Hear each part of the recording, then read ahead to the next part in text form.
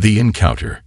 The quiet town of Willow Creek was known for its sleepy streets, where the glow of old-fashioned streetlights barely pierced the thick blanket of night. Officer Mark Daniels had been on this beat for over a decade, and he had come to know every corner of the town like the back of his hand. Tonight, however, something felt off.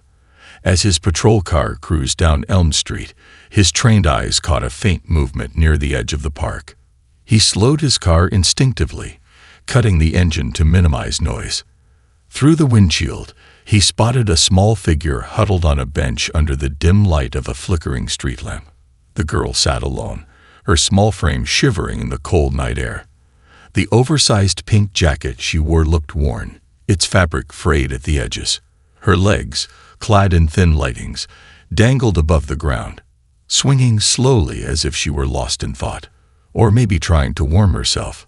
Her head was bowed, the faintest glint of her dark braids catching the light. Mark adjusted the rearview mirror and took a deep breath. He had seen plenty of strange things on his late-night patrols, but a child alone at this hour was enough to make his stomach churn. He checked his surroundings for any sign of an adult, but found none. The streets were deserted, the faint rustle of leaves the only sound breaking the stillness. Something about the scene didn't sit right with him. It wasn't just the girl's loneliness, it was the stillness, the eerie silence that hung in the air. He decided to investigate, turning off the car's lights and stepping out quietly. Mark approached cautiously, his boots making a soft crunch against the gravel. He didn't want to frighten her, but his presence was hard to hide. The girl's head snapped up, her wide brown eyes locking onto his. For a moment, they stared at each other, a silent exchange that carried more emotion than words ever could. "Hey there," Mark said gently, his voice low and calm. He raised his hand slightly to show he meant no harm. "Are you okay?" The girl didn't answer. Instead, she stood abruptly, clutching the edges of her jacket. Her small frame seemed even smaller now, her fear evident in the way her shoulders tensed. Before Mark could take another step, she bolted. "Wait," he called out, his hand instinctively reaching for his radio before stopping himself. This wasn't a situation for backup, at least not yet. He needed to figure out what was going on. The girl darted into the shadows, her pink jacket a fleeting blur in the dim light. Mark hesitated for a split second before following her. His years on the force had taught him the importance of patience, but this wasn't the time for it. Something about the way she ran, the desperation in her movements, made his heart race. As he jogged after her, Mark's mind raced through the possibilities. Was she lost? Had she run away from home? Or was she in danger? He pushed the thoughts aside, focusing instead on keeping her in sight. She led him through a labyrinth of alleyways, her small figure weaving through the narrow passages with ease. Mark struggled to keep up, the uneven terrain making every step a challenge. He could hear the faint scuffle of her footsteps ahead, the sound growing fainter with each passing second. "Kid, stop," he called, his voice firm but not harsh. "I just want to help." His words seemed to fall on deaf ears. The girl slipped through a gap in an old chain-link fence, her movements quick and agile. Mark slowed as he reached the fence, his flashlight casting a beam of light into the darkness beyond.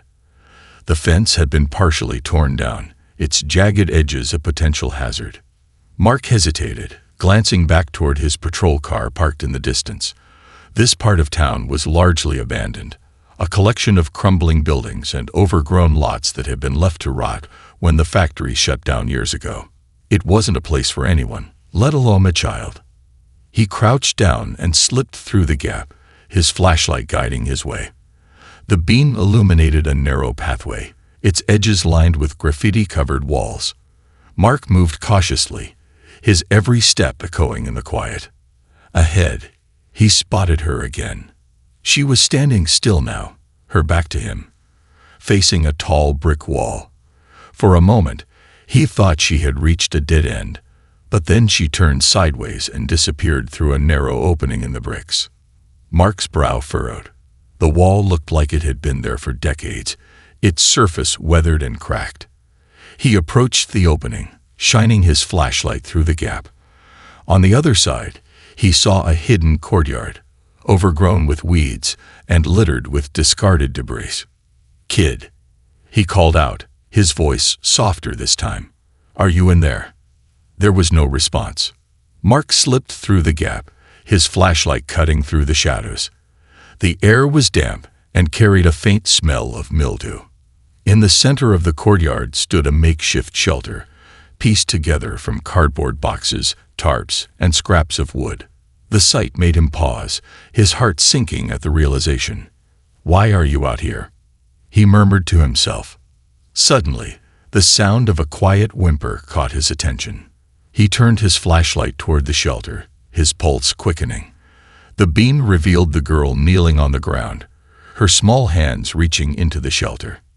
"Hey," Mark said gently, stepping closer. The girl flinched and turned toward him, her eyes filled with a mixture of fear and defiance.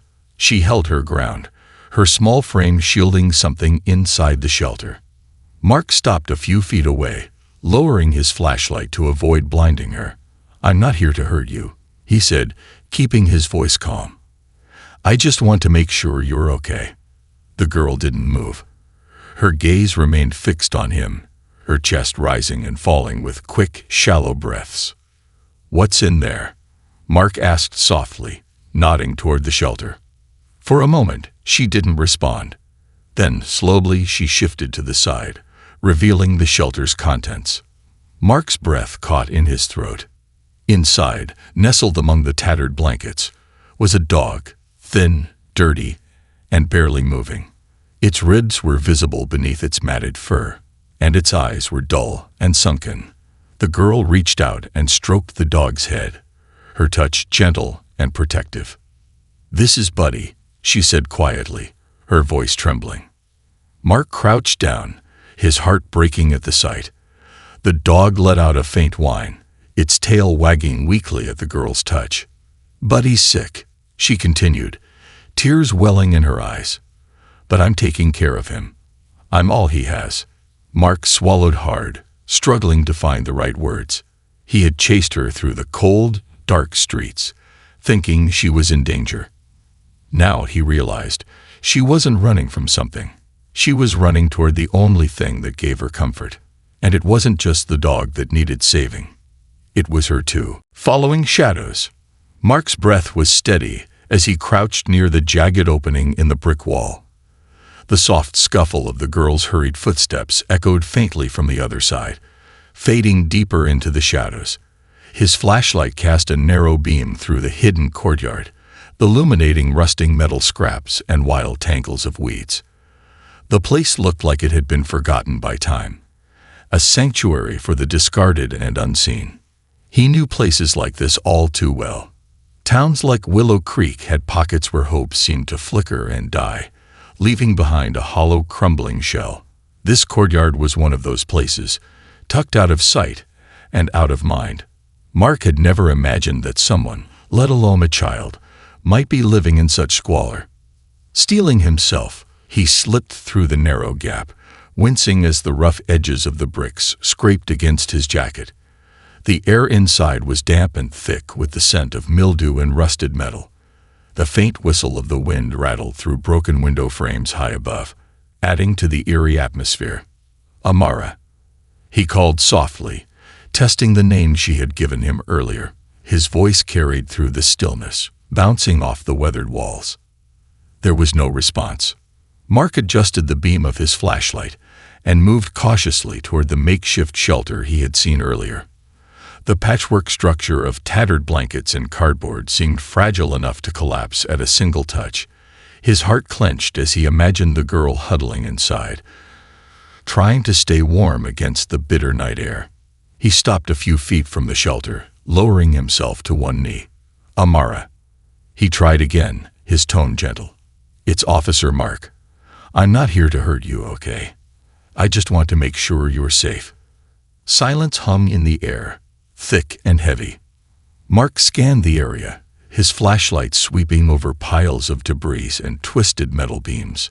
There were signs of someone living here, discarded food wrappers, a small pile of neatly folded clothes, and a weathered teddy bear missing one button eye. The sight made his chest tighten. This was no temporary hiding spot.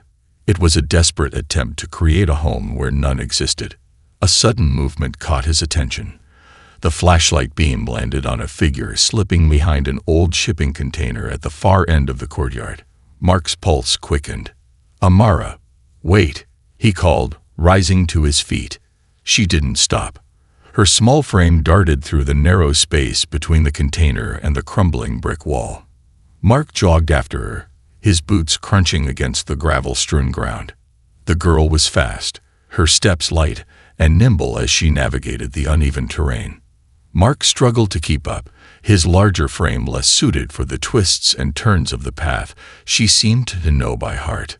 "Amara," he called again, trying to keep the urgency out of his voice. "You don't have to run from me."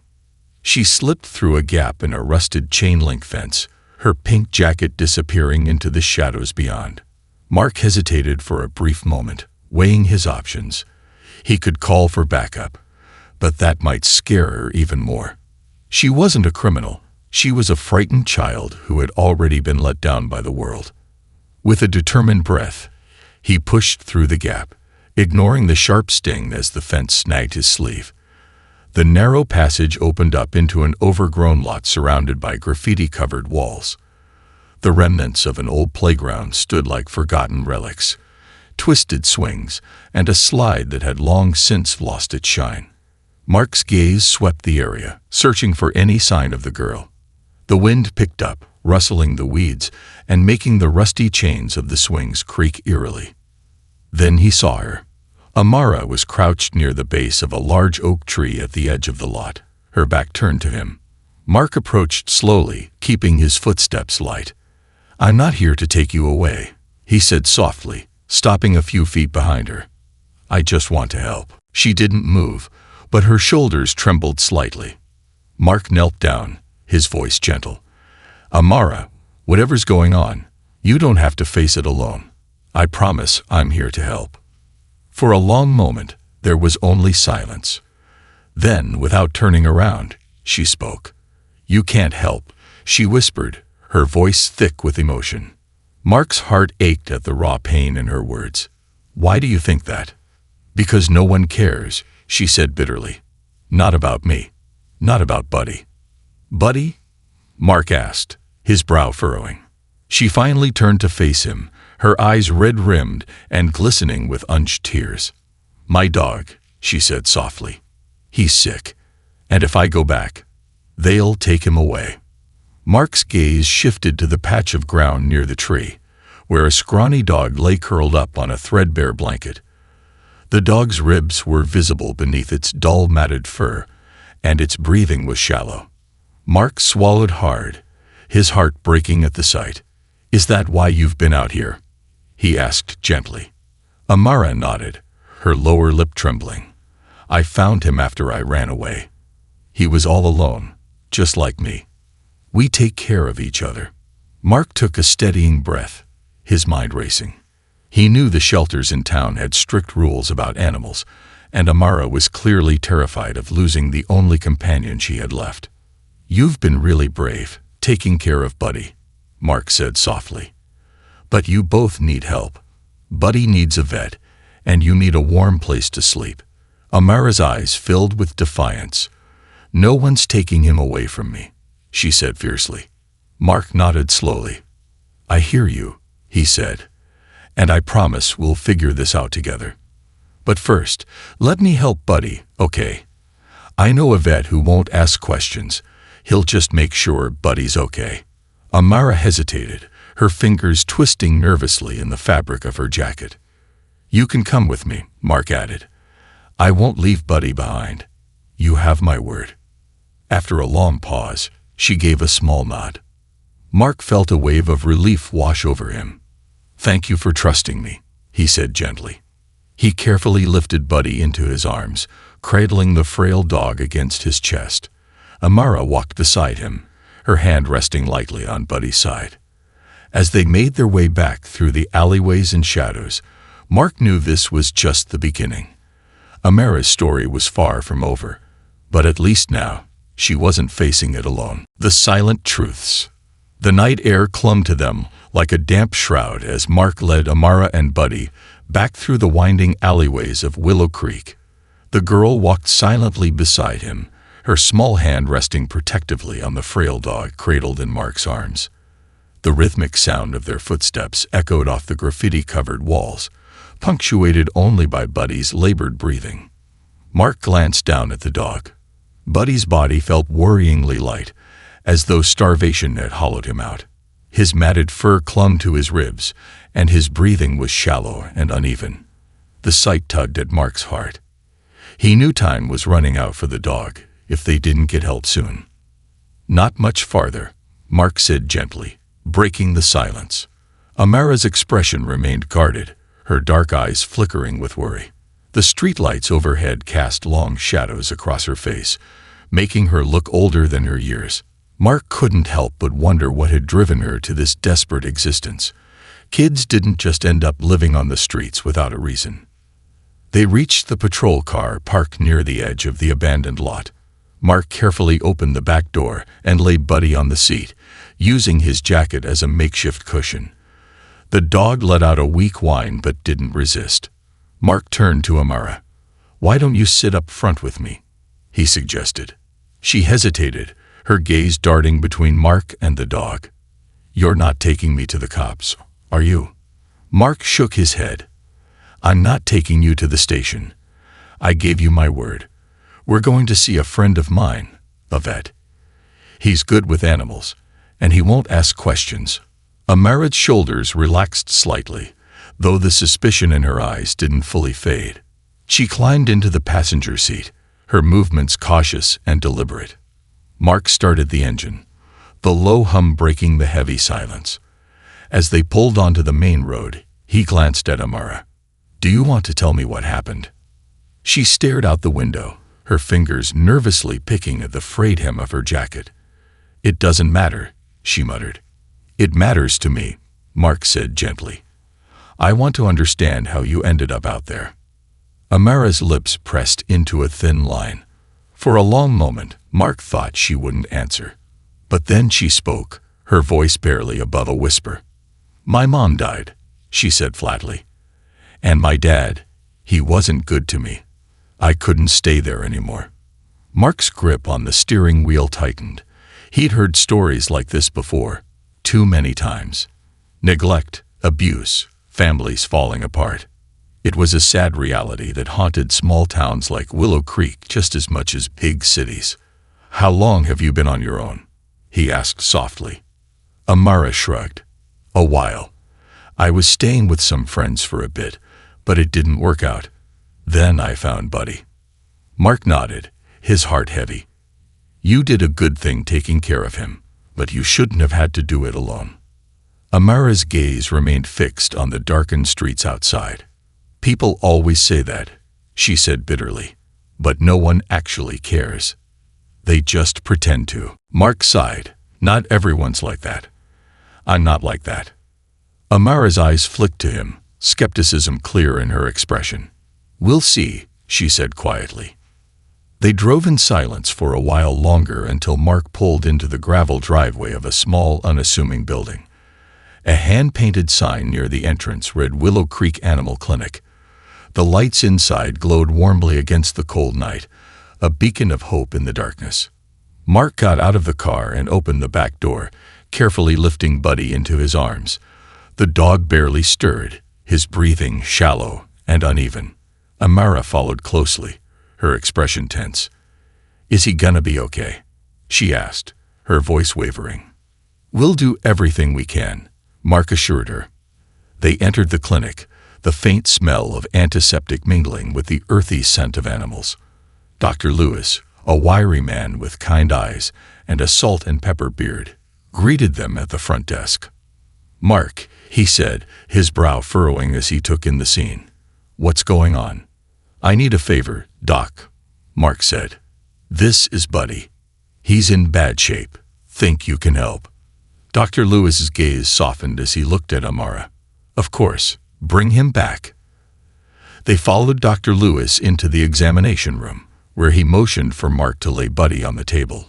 Amara stood by the door, her arms crossed tightly over her chest. Dr. Lewis gently examined the dog, his experienced hands moving with care. After a few minutes, he straightened up, his expression serious. "He's malnourished and dehydrated," Dr. Lewis said. "But with some care, I think he'll pull through." Amara let out a shaky breath, relief washing over her features. "Thank you," she whispered. Dr. Lewis nodded kindly. "We'll get him back on his feet. You did a good job taking care of him."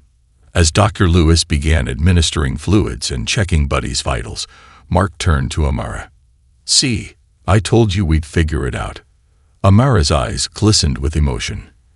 I didn't want to lose him," she admitted. "You won't," Mark promised. Dr. Lewis glanced at them. "You two can wait in the front while I finish up," he said. "I'll let you know when Buddy's stable." Mark guided Amara back to the waiting area. She sat down heavily in one of the chairs, her small frame sagging with exhaustion. "Are you hungry?" Mark asked. Amara nodded hesitantly. "There's a diner down the road," Mark said. "Let's grab some food while we wait." Amara's gaze flickered with uncertainty. "You're not gonna leave me, are you?" Mark crouched down to meet her eyes. "Never," he said firmly. "You're not alone anymore." For the first time, a flicker of trust crossed Amara's face. She nodded slowly, and together they stepped back into the night, leaving behind the shadows that had once been her only refuge. A warm meal and colder truths. The Willow Creek Diner was one of the few places in town that stayed open late. Its neon sign flickered in the darkness, casting a soft red glow across the empty street. Inside, the smell of frying bacon and fresh coffee filled the air, mingling with the faint hum of a jukebox playing an old blues tune. Mark held the door open for Amara, who stepped inside cautiously, her wary eyes scanning the room. The diner was nearly empty except for a tired-looking waitress behind the counter and an older man sipping coffee in the corner booth. "Take any seat you like," the waitress called, her voice warm but raspy from years of smoking. Mark guided Amara to a booth by the window. She slid into the seat, her small hands resting on the cracked vinyl tabletop. Mark took the seat across from her, sensing the tension still radiating from the girl despite the relative comfort of the diner. The waitress sauntered over, a notepad in hand. Her name tag read Linda. "What can I get y'all tonight?" she asked with a friendly smile. Mark glanced at Amara. "What do you feel like eating?" Amara hesitated, clearly unused to being given a choice. Maybe just a sandwich." Linda nodded. "Grilled cheese okay, sweetheart?" Amara gave a small nod. "I'll have the same," Mark added. "And 2 hot chocolates, please." "Coming right up," Linda said before heading back to the kitchen. Silence settled between them, broken only by the soft clatter of dishes and the low murmur of the jukebox. Mark watched Amara carefully. Her guarded expression hadn't eased, and he knew there was more to her story than what she had shared so far. "You don't have to talk about it if you don't want to," he said gently. "But if you do, I'm here to listen." Amara stared down at the table, her fingers tracing the faded patterns on the surface. I didn't have anywhere else to go," she said quietly. "After my mom died, everything fell apart. My dad, he got real mean. I tried to stay, but..." Her voice trailed off, and Mark's jaw tightened. He didn't need her to spell it out. He'd seen enough cases to know what that meant. "You were brave to leave," he said softly.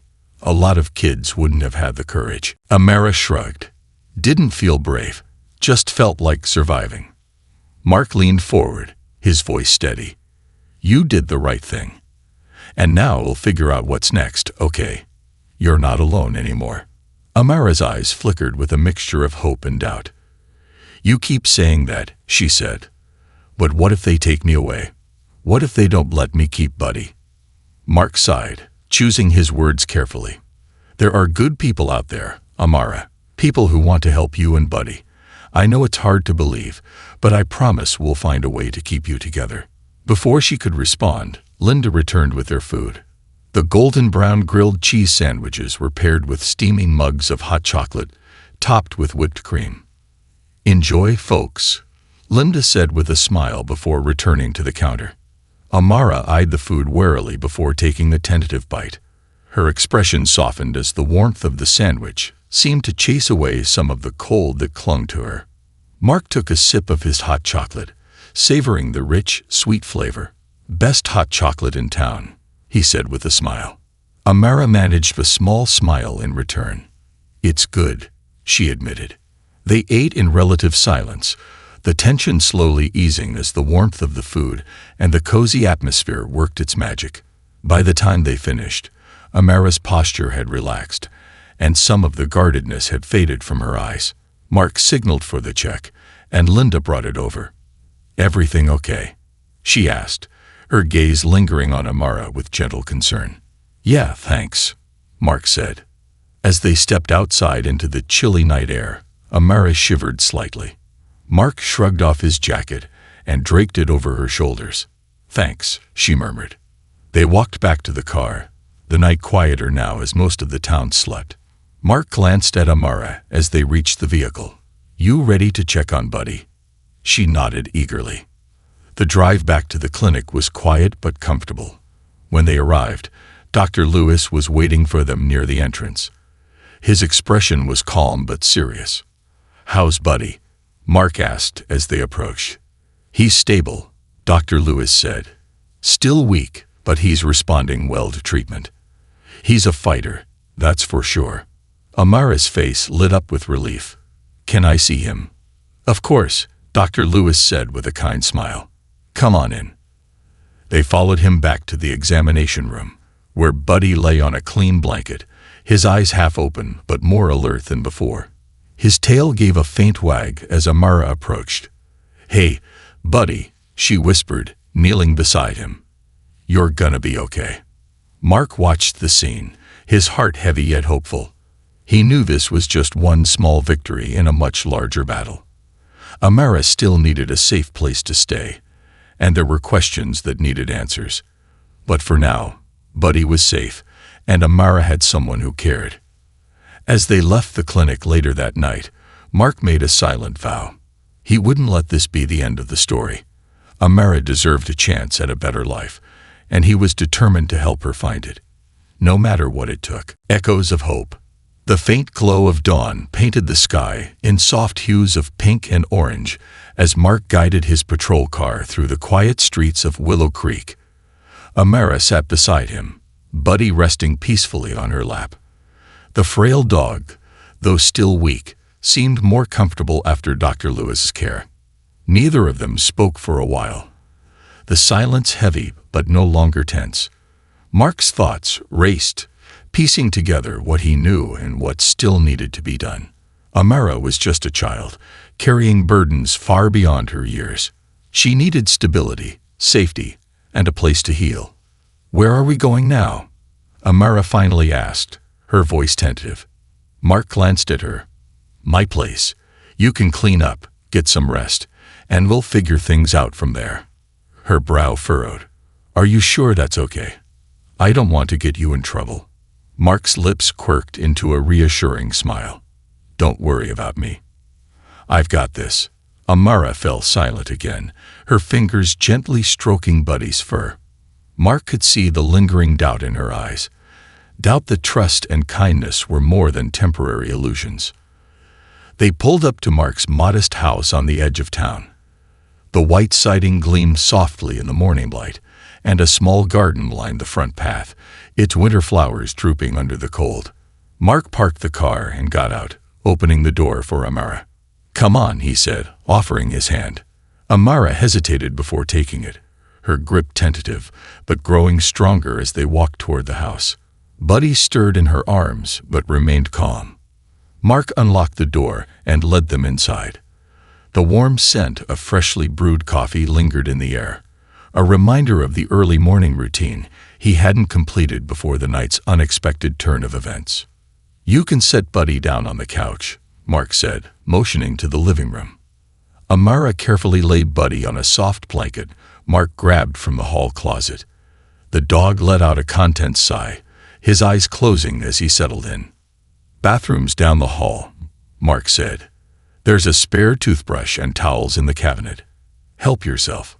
"Thanks," Amara said softly, her voice carrying a hint of gratitude. While she disappeared down the hallway, Mark made his way to the kitchen, pouring himself a cup of coffee. He took a long sip, the bitter warmth grounding him. His mind churned with questions about Amara's father and the life she had fled from. He needed to tread carefully. Getting child services involved was complicated, but he couldn't ignore the possibility. Amara returned a short while later, her face freshly washed and her tangled curls damp from the quick cleanup. She looked slightly less guarded, though the weight of her experiences still lingered in her eyes. "I found some clothes that might fit you," Mark said, setting a folded sweatshirt and a pair of sweatpants on the counter. "They were my niece's. She left them here last summer." "Thanks," Amara said, her voice steadier now. "You hungry?" Mark asked, already cracking eggs into a bowl. She nodded. "Yeah, a little." Mark smiled. "How about scrambled eggs and toast?" "That sounds good," she said, a faint smile tugging at her lips. As he cooked, the comforting aroma filled the kitchen. Amara watched quietly, her arms resting on the counter. Buddy's soft breathing drifted in from the living room, a reassuring reminder that he was on the mend. Mark plated the food and set it on the table. They sat down, the clink of utensils breaking the quiet. "This is good," Amara said between bites. "Glad you like it," Mark said with a grin. They ate in companionable silence until Amara's voice broke the stillness. "Do you think Buddy will really be okay?" Mark met her gaze. "He's a fighter, just like you. He's going to be fine." Amara's expression softened, and for the first time, she seemed to believe it. After breakfast, Mark leaned back in his chair, his tone gentle but serious. "Amara, we need to talk about what happens next." Her shoulders tensed. "Are you gonna call the cops on me?" "No," Mark assured her, "but I do need to make sure you're safe. We can't keep running from your past. Is there anyone you trust? Family? Friends?" She shook her head. "Not really. My mom's gone, and my dad. I can't go back to him." Mark's jaw clenched. "What about school? Did anyone notice you were missing?" "I haven't been to school in a while," she admitted quietly. Mark sighed. "We'll figure it out," he promised. "But I need you to trust me, okay?" Amara's eyes flickered with uncertainty. "What if they take me away?" "I'll do everything I can to keep that from happening," Mark said firmly. "But we need to do this the right way." Amara nodded reluctantly. "Okay, I'll try." "That's all I ask," Mark said. As the morning wore on, Mark made a few discreet calls, reaching out to a social worker he trusted, a woman named Carla who had a reputation for putting the well-being of kids first. She agreed to meet with them later that afternoon. "You ready to meet someone who can help?" Mark asked Amara. She hesitated before nodding. "Yeah, I guess so." Mark smiled reassuringly. "Good. We've got this, Amara. You're not alone anymore."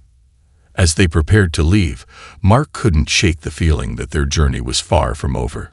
But for the first time, there was a glimmer of hope, a fragile but persistent light that refused to be extinguished. And Mark was determined to help Amara find her way back to a life filled with warmth, safety, and the promise of better days ahead. The new beginning. The early afternoon sun cast long shadows across the pavement as Mark guided his patrol car toward the social services building. Amara sat silently in the passenger seat, her fingers nervously tapping against her thigh. Buddy, now more alert after his night of care, rested on a blanket between them, his head occasionally lifted as he watched the passing scenery. "You okay?" Mark asked gently, glancing at Amara. She nodded, though the tension in her posture was unmistakable. "What if they don't let me keep Buddy? What if they just send me somewhere I don't want to go?" Mark's voice was steady. "I won't let that happen. Carla's good people. She's going to listen, and we'll figure this out together. I promise. Amara bit her lip but nodded, her trust in Mark tenuous but growing. The social services office was housed in a nondescript brick building near the town square. Mark parked the car and opened the door for Amara. She held Buddy close as they walked inside, her steps hesitant. The lobby was quiet, with soft music playing in the background. A receptionist greeted them with a polite smile. "Officer Daniels, right? Carla's expecting you." "Thanks," Mark said, guiding Amara toward a comfortable seating area. A moment later, a woman in her early 50s appeared from a side hallway. Her warm brown eyes crinkled at the corners as she smiled.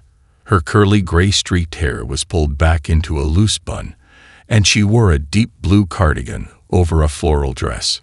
"Mark," she greeted warmly, extending her hand. "Good to see you."